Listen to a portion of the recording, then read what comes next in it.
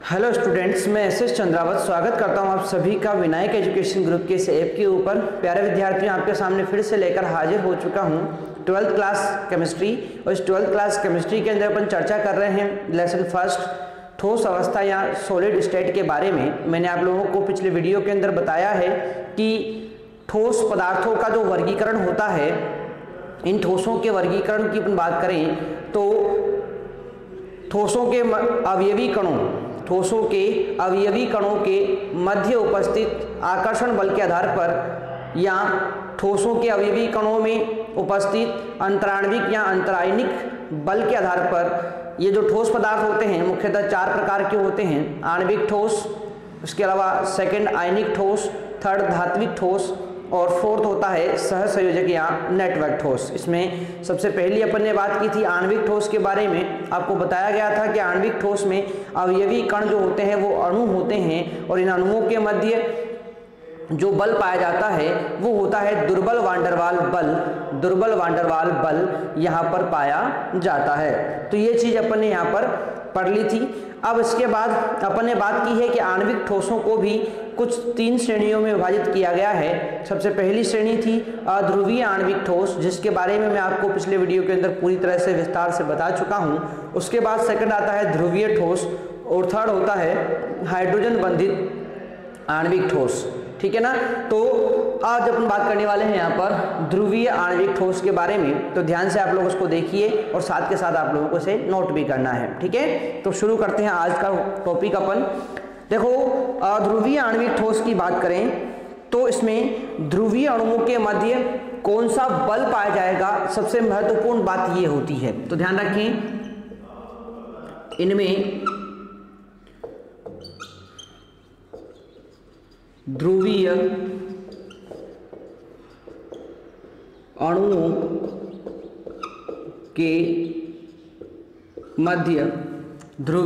के मध्य द्विध्रुव अन्योन्य क्रिया बल पाया जाता है। ठीक है, द्विध्रुव अन्योन्य क्रिया बल, द्विध्रुव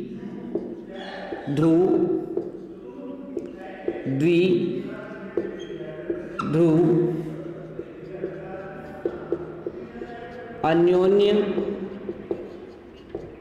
क्रिया, द्विध्रुव अन्योन्य क्रिया बल, या इसी को बोलेंगे प्रबल वांडरवाल बल या प्रबल वांडरवाल बल पाया जाता है।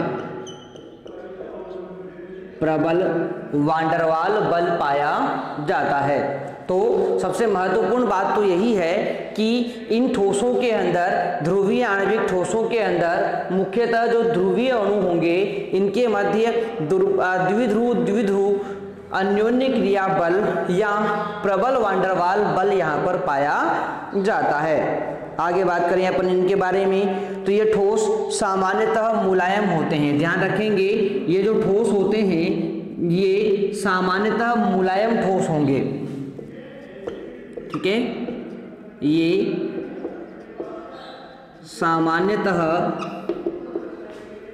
मुलायम ठोस होते हैं, यानी कि बाकी ठोसों से क्या होंगे, ये मुलायम होते हैं। ये सामान्यतः मुलायम ठोस होते हैं। क्या होंगे, मुलायम ठोस होते हैं एवं विद्युत के कुचालक होते हैं एवं विद्युत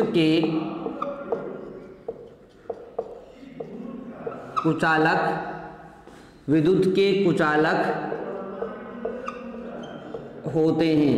ठीक है, तो ध्यान रखेंगे कि ये ठोस सामान्यतः मुलायम होते हैं और विद्युत के कुचालक होते हैं। ये जल जैसे ध्रुवीय विलायकों में विलय हो जाते हैं। देखो सुनो ध्यान से, ये ध्रुवीय ठोस हैं, यानी इनके अंदर द्विध्रुव पाया जाता है, और द्विध्रुव का मतलब होता है धन ध्रुव और ऋण ध्रुव यहाँ पर पाया जाएगा। तो जब इनके अंदर दो ध्रुव हैं, धन और ऋण, वैसे ही जल के अंदर भी दो ध्रुव होंगे, H+ और OH- यानी धन और ऋण होंगे। तो ये ध्रुवीय आणविक ठोस है, इसलिए ध्रुवीय विलायक जल के अंदर आसानी से ये घुल जाते हैं, क्योंकि अपन जानते हैं कि समान समान को घुलता है, ध्रुवीय ध्रुवीय के अंदर आसानी से घुल जाता है। तो ध्यान रखेंगे कि ये ध्रुवीय आणविक ठोस जल के अंदर आसानी से विलय हो जाते हैं, आसानी से घुल जाते हैं। ठीक है ना। तो यह आगे लिखें, यह जल जैसे ध्रुवीय विलायक में विलेय होते हैं। ठीक है, तो जल के अंदर ये आसानी से क्या हो जाते हैं, विलेय होते हैं। तथा ध्यान रखेंगे एक और बात, इनका जलीय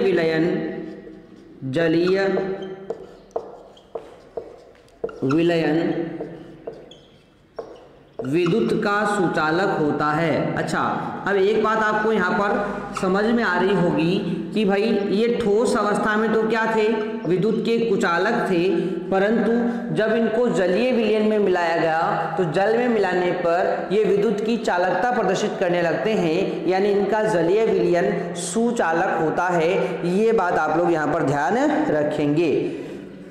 ठीक है, तो एक बार मैं फिर रिपीट कर रहा हूँ, ध्रुवीय आणविक ठोसों में ध्रुवीय अणुओं के मध्य द्विध्रुव अन्योन्य क्रिया पाई जाती है। मतलब यहाँ पर जो अणु होंगे ना, वो अणु द्विध्रुव के रूप में होंगे। अच्छा, एक बात मैं आपको बता दूं, द्विध्रुव का मतलब होता है ऐसा अणु जिसमें धन ध्रुव भी हो, जिसमें ऋण ध्रुव भी हो, दोनों ध्रुव हो, तो इसको बोलेंगे अपन ध्रुवीय अणु। क्या बोलते हैं इसको, द्विध्रुव बोलेंगे या फिर बोलेंगे ध्रुवीय अणु इसको बोलेंगे। ठीक है, तो ये है ध्रुवीय अणु।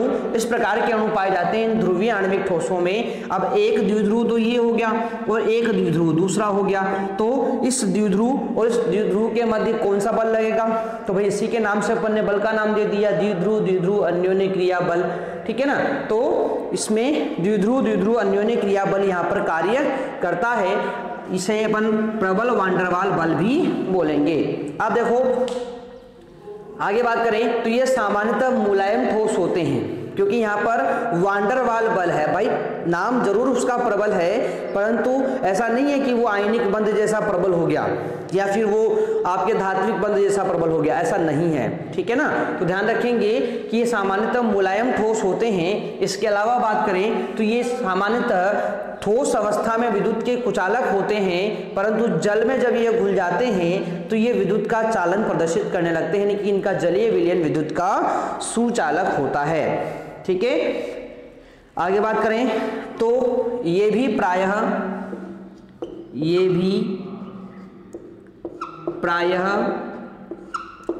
कमरे के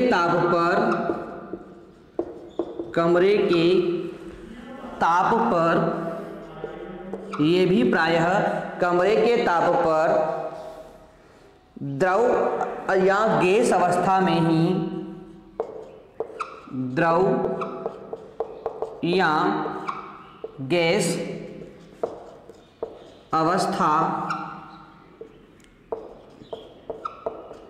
ही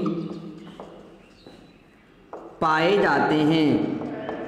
तो ध्यान रखेंगे ये भी कमरे के तापमान पर या तो द्रव अवस्था में पाए जाएंगे या गैस अवस्था में पाए जाते हैं।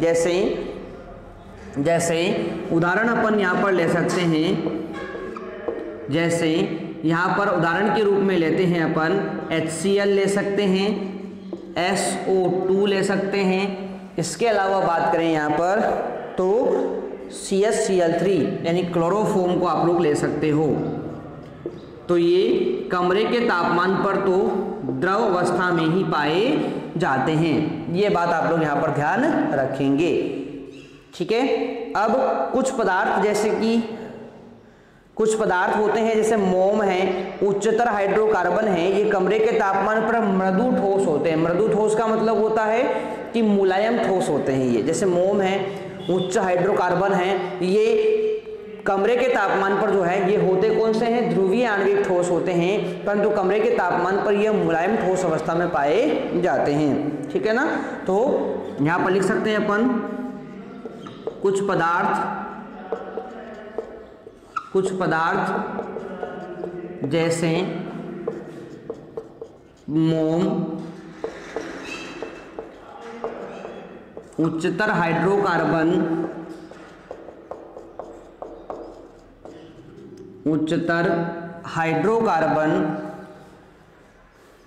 कमरे के ताप पर मृदु ठोस होते हैं।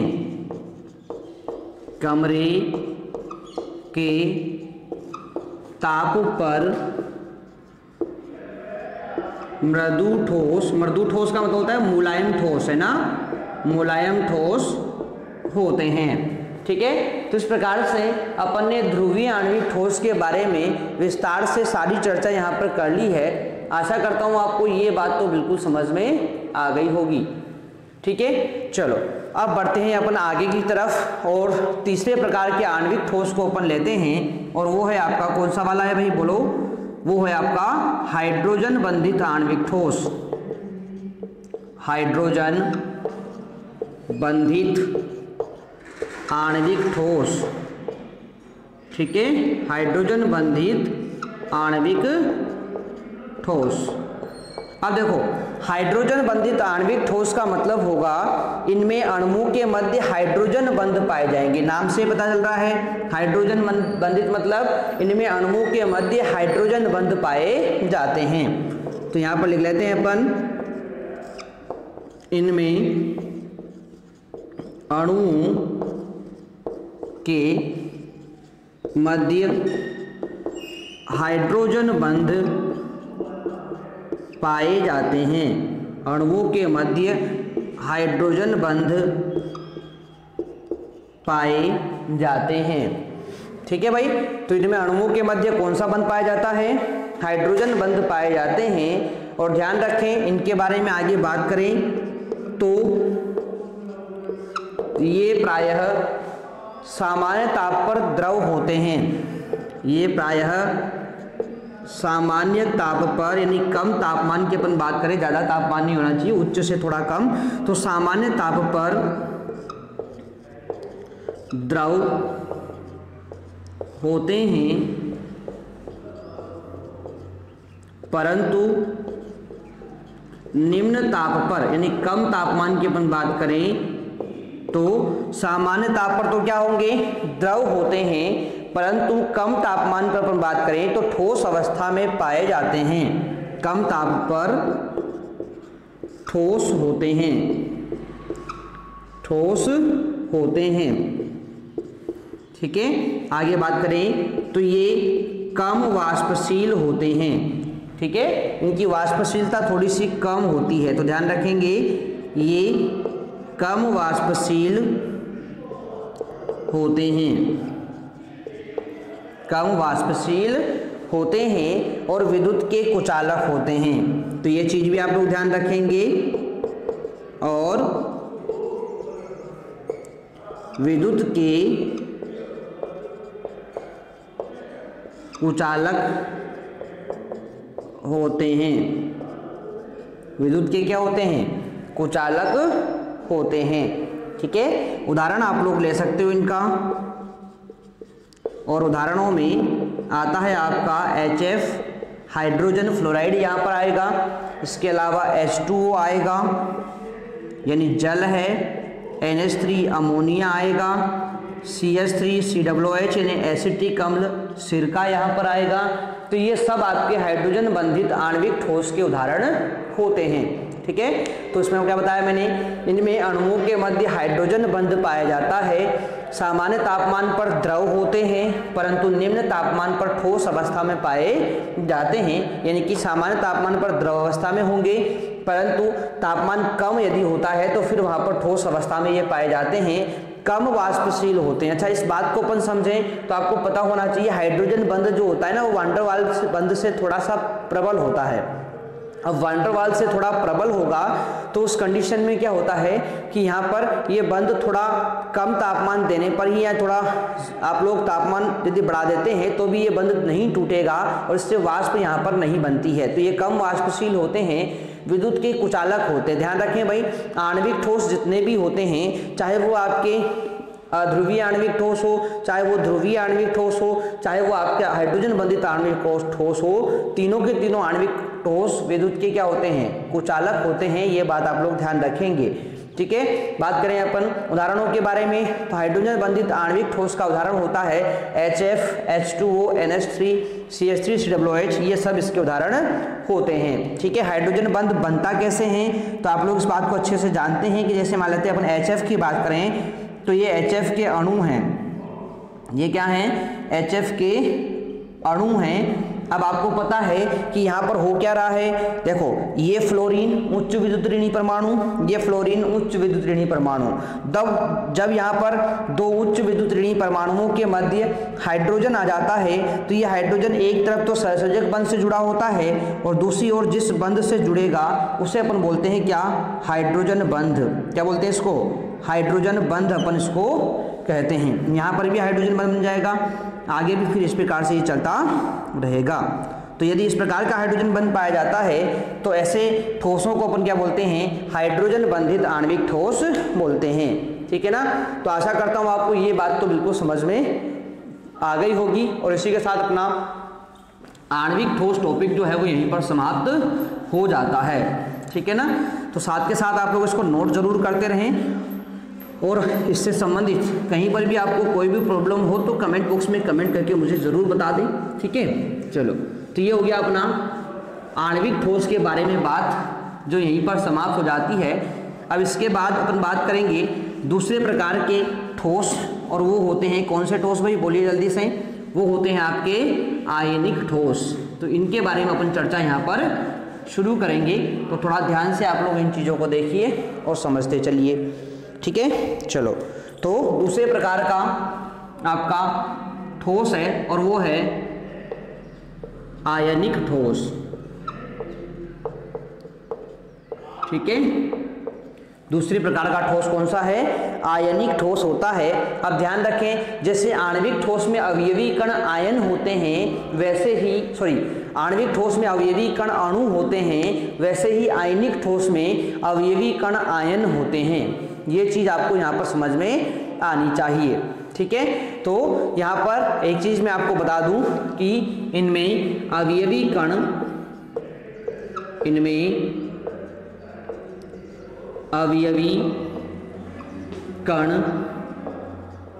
आयन होते हैं। तो भाई अवयवी कण यहाँ पर क्या होते हैं, आयन होते हैं। और ध्यान रखें, आयन तो आपको पता है दो ही प्रकार के होते हैं, कौन से, या तो धनायन होगा या ऋणायन होगा। ठीक है ना, तो अब यहाँ पर अवयवी कण आयन हैं, धनायन व ऋणायन हैं। तो आप लोगों को पता है धनायन व ऋणायन के मध्य प्रबल स्थिर वैद्युत आकर्षण बल पाया जाता है। तो ये चीज आप लोग ध्यान रखेंगे, इनमें धनायन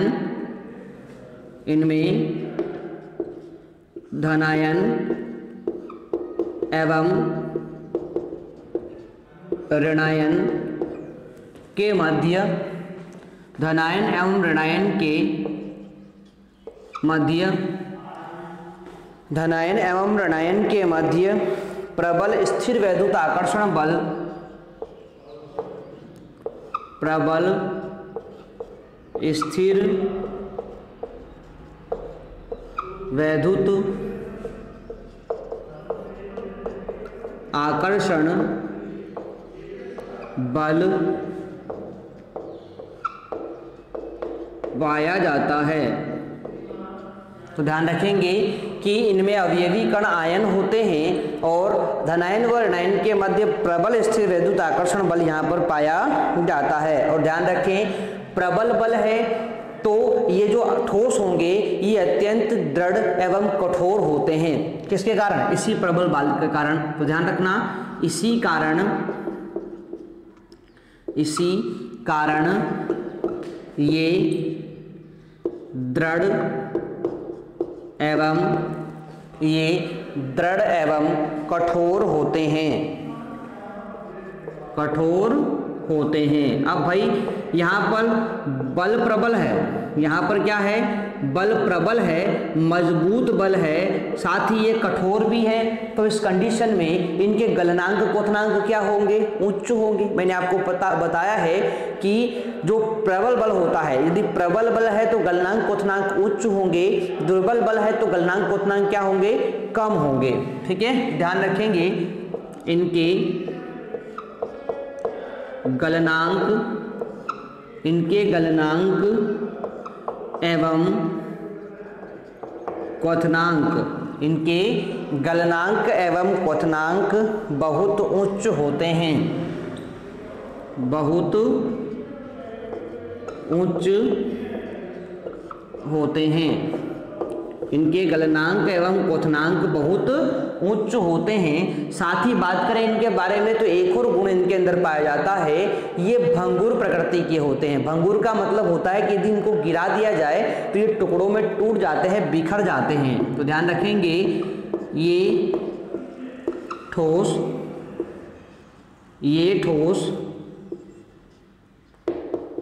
भंगुर प्रकृति के होते हैं, ये ठोस भंगुर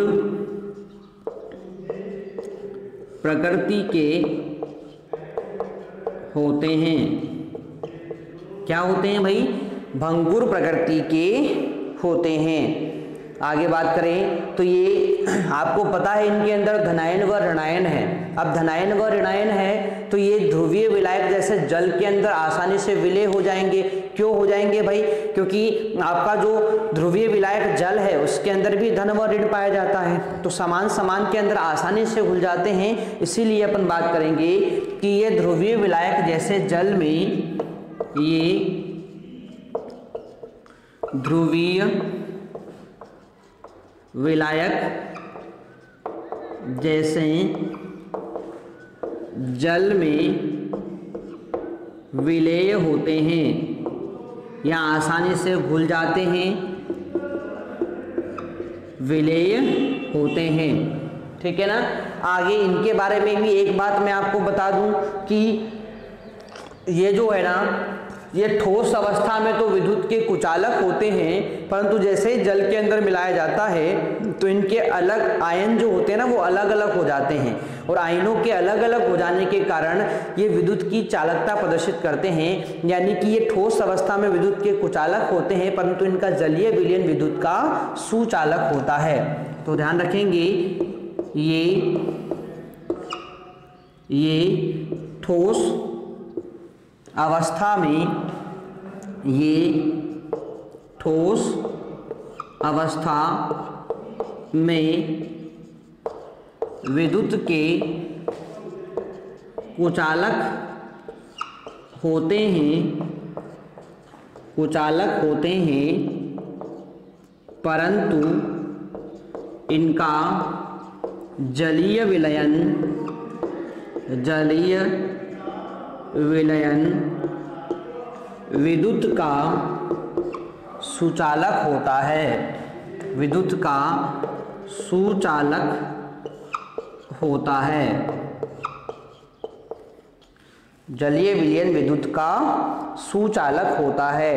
ठीक है। और ध्यान रखें आगे तो एक और चीज आप लोगों को ध्यान रखना है कि ये क्रिस्टलों के रूप में पाए जाते हैं, यानी इनके अंदर क्रिस्टल पाए जाते हैं। ध्यान रखेंगे आप लोग, ये क्रिस्टलों के रूप में पाए जाते हैं। अब उदाहरण कौन कौन से हैं सर, तो उदाहरण की बात करें तो इनके उदाहरणों में आपका सबसे जाना पहचाना उदाहरण है NaCl, सोडियम क्लोराइड ले सकते हो, एल्यूमिनियम सल्फेट Al2SO4 का होल 3 ले सकते हो, इसके अलावा कैल्शियम सल्फेट ले सकते हो, CaSO4 ले सकते हो। ठीक है ना। तो ये सब जो होते हैं ये सब आपके किसके उदाहरण हैं, आयनिक ठोसों के उदाहरण होते हैं। ठीक है। तो इस तरह आपका जो ये आयनिक ठोस नामक टॉपिक था, यानी कि दूसरे प्रकार का आयनिक ठोस जो है वो यहीं पर समाप्त हो जाता है। क्या बता दिया मैंने कि इसमें अवयवी कण आयन होते हैं, इनमें धनायन व ऋणायन के मध्य प्रबल स्थिर वैद्युत आकर्षण बल पाया जाता है, इसी कारण ये दृढ़ एवं कठोर होते हैं। इनके गलनांक क्वथनांक बहुत उच्च होते हैं, ये ठोस भंगुर प्रकृति के होते हैं। ये ध्रुवीय विलायक जल के अंदर आसानी से विलय हो जाते हैं। ठोस अवस्था में विद्युत के कुचालक होंगे, परंतु जलीय विलयन में विद्युत के सुचालक होते हैं, क्रिस्टल के रूप में पाए जाते हैं। और उदाहरण है NaCl, Al2SO4 का होल 3, CaSO4 आदि। तो ये दो प्रकार के अपने जो ठोसों के वर्गीकरण के अंदर ठोस हैं वो समाप्त हो चुके हैं।